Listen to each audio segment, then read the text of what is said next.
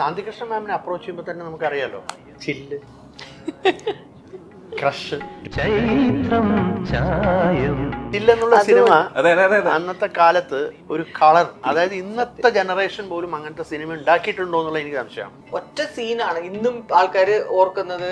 കഥ തുറന്നിട്ട് ദേവി എന്ന് പറയുന്നത് നല്ല മനോഹരമായിട്ടുള്ള സിനിമകളിൽ നിന്നും ഇൻസ്പിറേഷൻ കിട്ടിയിട്ടുള്ള ഒരു സിനിമ ഉണ്ടായി. ഏതറിയോ? പാലമ്പഴം. എന്റെ ഹീറോയിൻ മീര ജാസ്മിൻ ആണെന്ന് പറയുമ്പോൾ എന്റെ അടുത്ത പടത്തിലെ നായിക മീര ജാസ്മിൻ എന്ന് പറയുന്ന സാധനം ഉണ്ടല്ലോ, അതെന്നും എന്റെ മൈൻഡിലുണ്ട്.